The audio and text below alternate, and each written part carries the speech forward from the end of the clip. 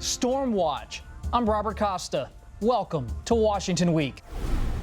Hurricane Dorian heads toward Florida, and President Trump reassures residents his administration is ready. Our highest priority is the safety and security of the people in the path of the hurricane. Political storms hover. Uncertainty over his trade war with China keeps investors on edge. His fight with former FBI Director James Comey is back on, following a watchdog report. And Democrats face storms too, as the Iowa caucuses are suddenly challenged. Next. This is Washington Week. From Washington, moderator Robert Costa. President Trump will spend the weekend at Camp David monitoring Hurricane Dorian as it approaches the United States. He has canceled his trip to Poland. Vice President Pence will go instead. The coming storm has revived scrutiny of the administration and the president's use of executive power. As CNN notes, President Trump is without a permanent FEMA administrator or a confirmed Secretary of Homeland Security and is still dealing with criticism over his handling of Hurricane Maria, which devastated Puerto Rico in 2017. Here's what President Trump said today. I like the word acting. I think acting is great. As far as I'm concerned, acting to me is good. And if I like the people, I make them permanent. And acting gives you great flexibility that you don't have with permanent. Joining me tonight to discuss these issues and more, Shauna Thomas, Washington Bureau Chief for Vice News, John Harris, founding editor of Politico, Vivian Salama, White House reporter for the Wall Street Journal, and Michael Shear, White House correspondent for the New York Times. Shauna, presidents are often tested by storms. What kind of test is Hurricane Dorian for President Trump? I think really what people will be looking for kind of basically, what does he tweet over the course of this weekend, and what does he encourage people to do? Is he the person that says, okay, everyone actually listen to the Florida governor, listen to FEMA, do what they say, if you need to get out, get out? Is he reiterating that message, or is he getting distracted by other things? And I think you do want to see in times like this some level of consistency from the president, because if it is a Category 4 and it is a direct hit on Florida, that can be major devastation. And there are parts of Florida, it's not the same parts, that are still recovering from last year's storm. So I think what you want to see is that he's focused on making sure FEMA and everyone else has the resources they need and are doing what they need. That's what we're hoping for. That's what people are looking for. But what about inside the administration, where you have many acting officials? Will the president pay a political cost for having so many? I would think not, unless like a catastrophe happens and the government is seen as failing to respond. As far as the atmospheric, I think it shows just how much Trump has changed the way we perceive the presidency. In conventional times, you would expect a president of either party to be seen as a unifying force and a reassuring force and a highly engaged force. But this is not a conventional presidency, so in some sense, as far as the atmospherics, who cares? As far as the substance, if we have a catastrophe, and we might well have one, we're going to expect the government to respond. I do think it's worth noting, we spent last year some time at FEMA while Florence was hitting, and they have a system for this. There's lots of people who've been working there for years. They know how to spin up their emergency operations system. I think we have to sort of rely on the fact that there are people who have a plan for these things too. But this raises more than questions about presidential leadership. It also shines a bright light on the Trump administration's use of federal money for FEMA and their move to redirect millions to the border. The New York Times reports that Democrats have targeted the administration's efforts to transfer more resources to the border, decrying the move as a shift of more than $150 million from FEMA disaster relief in order to pay for immigration courts. House Speaker Nancy Pelosi called the decision reckless stealing for an inhumane agenda, her words. But President Trump remains undaunted. As the Washington Post reports, he is so eager to complete his border fence that he has directed aides to fast-track billions of dollars in construction contracts, seize private land, ignore environmental rules, and even considered pardons for those who run afoul of the law. President Trump later denied considering pardons. Michael, you're writing a book about immigration and President Trump. He's going around Congress, executive order after executive action. What's next on this front? Is he going to build the wall through executive power? He's certainly going to try. Look, the wall has from before he ever became president, and certainly once he took office, has been sort of the totem of this presidency. It is the thing that symbolizes so much of how he won the presidency and what he wants to accomplish with it.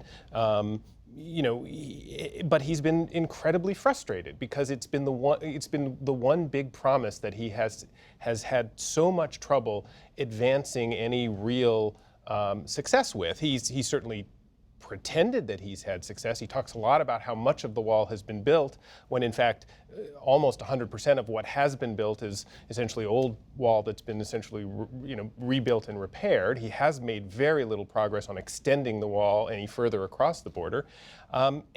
And he sees, and he rants frequently to his kind of internal advisors, the people in the White House, about how frustrated he is that this is making him look foolish, that it's undermining his authority, that it is costing him politically with his base. And so, part of what we've seen over the last 2.5 years is him trying, as you said, to do anything he could, executive authority, push one of the reasons that people are gone from his administration in these roles that have to do with immigration are because they stood up to him and said, Mr. President, we can't do the things you're saying that you want us to do. It's against the law, or it's not practical. And he's become so infuriated by that that he's pushed them out. What about now? To Michael's point, all this money is being redirected from FEMA disaster relief to border projects or immigration projects. Is there pushback inside of this administration at this moment, or from Republicans? Oh, there's certainly a lot of pushback, especially with regard to taking away money from FEMA, which, I mean, the timing is everything. He's already, the timing could not have been worse. I mean, this president has already been accused repeatedly of neglecting Puerto Rico. The storm was at Puerto Rico's doorstep when this announcement came out. Literally couldn't have been worse timing. Obviously, the optics not important to him. He would rather fulfill this. This is not just about a campaign promise or even an administration promise. This was a slogan of his rallies. It was a catchphrase that was chanted back to him by his supporters. For his base, this is one of the things. They carry signs that say "Build the wall." They all repeat that Mexico was going to pay for that wall. It was a defining feature of the rallies. And now we're going into 2020. And we don't see a wall in the way that he has promised his people. So this is something for the president where, come hell or high water, he wants that wall. And if the economy takes a downturn, that will be the only thing he has to run on in some ways. He wants to build the wall as sort of, a backstop for if the economy isn't what it is currently right now. We've heard that he's considering pardons. He's denied it. President Trump has said he's not considering pardons. But he appears to be personally involved in all of these negotiations inside the administration, on the border wall, on immigration. Is he working with Stephen Miller? Is this a president who's directing the strategy himself, John? I think this is a president who is directing the strategy on any subject that he cares about and is happy to delegate the vast majority of other subjects that he doesn't care about. But if he does, he's going to be involved, and he's going to overrule or contradict things that his own administration says. So yes, of course he's involved, of course, because he cares. What I would say, it is a huge problem. Republicans ran this town. They had not just the presidency, but the Congress in the first 2 years. So it's hard to say that this is Democratic So he's obstruction. lashing out about the wall. He's also lashing out at some former critics, some current critics, and he reignited his feud with former FBI Director James Comey this week after the Justice Department's watchdog released a scathing report documenting how Comey violated FBI policy. The DOJ's Inspector General said Comey broke Bureau rules in his handling of memos documenting his private conversations with the president, and when he gave an unclassified memo to a friend to share with a reporter. Attorney General Bill Barr has decided not to prosecute Comey. So what's next, Shauna? I mean, I think what we'll continue to see, we had James Comey on Twitter, we'll have the president tweeting about James Comey. I think what we'll continue to see is something that both the Democrats and the Republicans play up. It becomes somewhat of a campaign issue. It was already a campaign issue. But basically what Barr decided to do was be like, I'm kind of done with this. And the thing is, this story can be read any way you want. People in Trump's camp can say, look, they said he broke the rules. He was the FBI director. He left. He did not follow his contract. And, if you watched Fox News last night, that is what they said. You could also see it based on the quotes that he gave to the investigators. Comey saw himself as kind of a patriot. And if you're on the liberal side and you're saying he gave this memo over to someone to give to the New York Times because he thought everyone needed to know what the president said, then you can take it and run with that too. But I don't think this solves anything or makes anything better or clears anything up. Comey insisted that he also kept those memos in a personal capacity, and so one of the interesting things to watch is the DOJ process of basically retroactively classifying these documents, and it's something that will really be a defining thing for the the Department of Justice in terms of how they deal with these protocols. And is the White House, Vivian, also keeping an eye on the next report from DOJ? An investigation by U.S. Attorney John Durham about the origin of the Russia investigation. You see the president, of course, knocking Comey along with his allies on Fox News. But is that report the one the White House is really looking for? The White House is obviously always keeping an eye on things, but I think for the White House, the Mueller testimony was the big one in terms of whether or not the president was going to be in any way implicated in anything. And I think they feel that they're in a better position since then. And I also think that one of the side effects of the way Trump handled the Mueller investigation over the last few years is that the pieces of it, whatever piece you're talking about, is viewed through intensely partisan lenses, right? And so how you view Jim Comey, how you view the other pieces of this is almost entirely dependent on how you view Trump in the first place. But by the Trump standard, Comey should be saying, I'm exonerated because there was no criminal charges, even though the report, as you say, Bob, was scathing. But I think Comey's all alone. He's not a Democratic hero. They're not going to embrace this guy. Comey's by himself. While those fights heated up, President Trump's trade war cooled down this week for now. Less than a week after the U.S. and China had a dramatic tariff standoff, markets made gains when Chinese officials said they are eager to continue face-to-face negotiations with the U.S. And President Trump also expressed optimism. Michael Shear asked the president about his trade strategy at the G Summit in France on Monday. Is that a strategy? Is it a strategy to call President Xi an enemy one day and then say that relations are very good the next day? And then, it's gone back. It's the way I negotiate. It's done very well for me over the years, and it's doing even better for the country. Whiplash strategy, but are we seeing a truce, a thaw?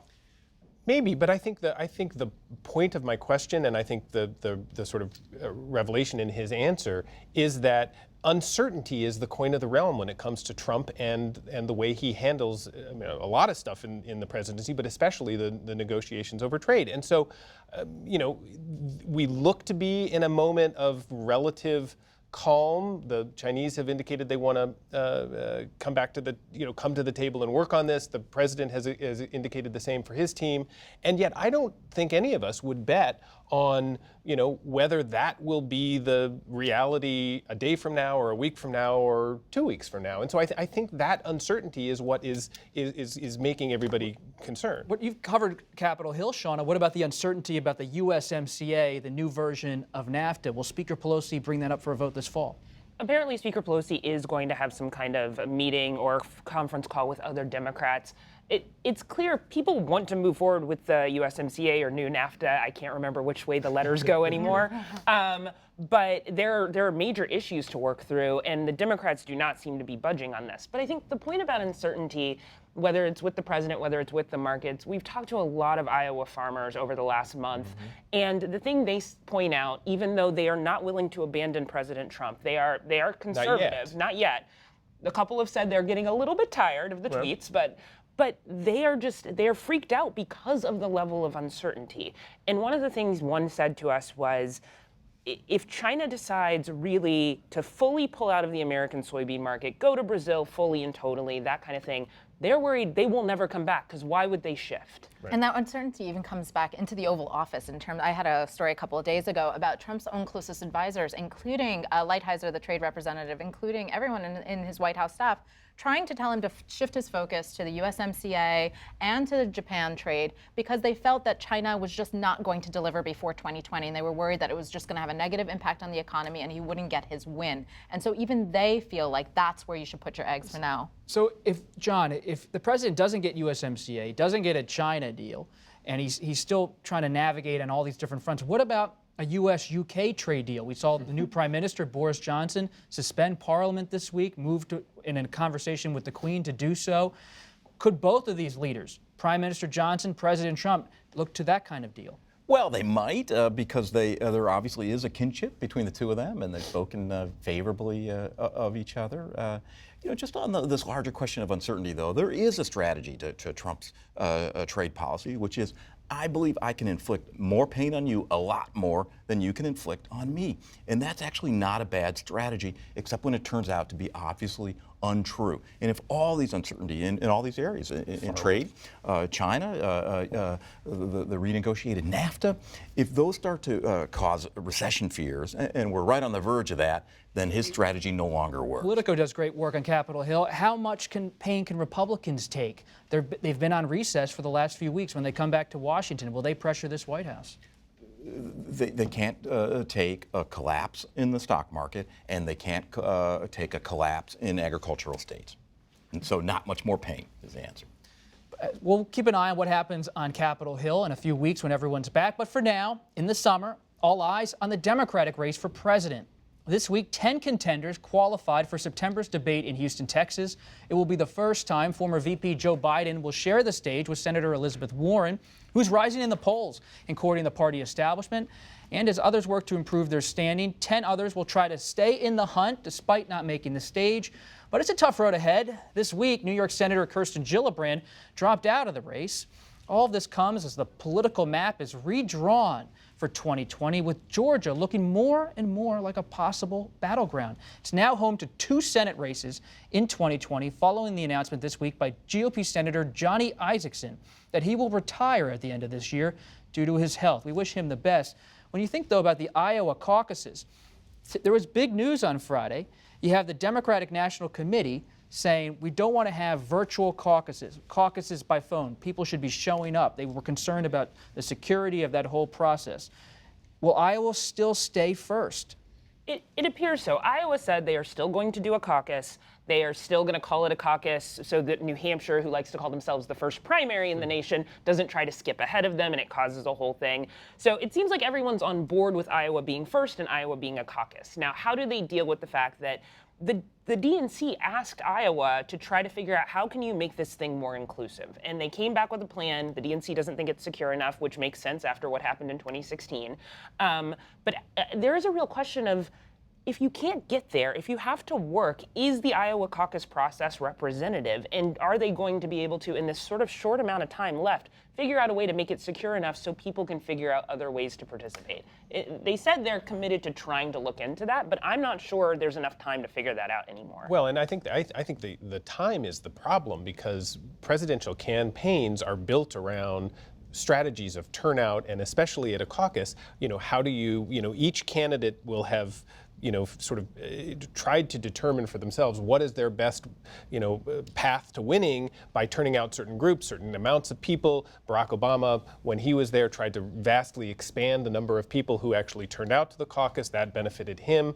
But to the extent that the process is scrambled for a long period of time, so the campaigns don't really know what's the universe of people that they're likely to be working with, that's going to make it very difficult for all of the campaigns to figure out. Well, Bob, if the standard is Iowa inclusive, we can answer the question, no, it's not, any more than New Hampshire is. So True. If you start having this discussion, if you're these states, you can't go very far down it, because there's no justification for these unrepresentative small states to have their outsized role, except that they're very intimate, except that an effort by a particular candidacy that otherwise wouldn't get noticed can somehow penetrate in these small states. So I think it puts the whole logic behind these states in kind of a harsh light. Vivian, inside of the White House, when they look at Vice President Biden struggling this week a bit politically as he responded to a Washington Post report about how he told a war story in his encounter with different U.S. military personnel, they see Senator Warren rising. What's on their radar? I mean, it's definitely ammo for them. Certainly, I think the one that's really got their attention is Biden still, because of the fact that he's leading the pack. It's just the obvious one as a front runner.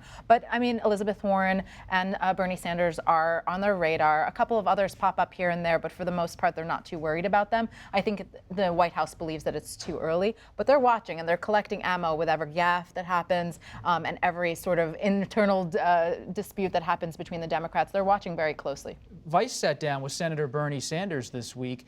We often hear about Senator Warren and Vice President Biden, Senator Warren, Vice President Biden. What about Senator Sanders? Is he in this race? He definitely is in this race. I mean, we were in Kentucky and we were in Pennsylvania. He had a big crowd in Kentucky. He got his first union endorsement in Pennsylvania in Pittsburgh, sort of Joe Biden's Scranton backyard. But the interesting thing is Elizabeth Landers, our correspondent, really pushed him on this idea of how do you differentiate yourself between yourself and Elizabeth Warren. And she pushed him over and over again, and he refused to really, one, go after Elizabeth Warren, which I kind of understand, but two, really give us a clear answer of how he is different. And at a certain point, he turned it back on our correspondent and said, hey, that's a media question. No one's asking that. And the thing is, people have asked him that. Like, people in public have asked him that other than the media. But at some point, and this, we'll see if next week's debate is that point, he is going to have to say why his plans are different than hers and what can he articulate that makes him better than her. Now, maybe it might be that all eyes are actually on like what Biden does in between Elizabeth Warren and Bernie Sanders.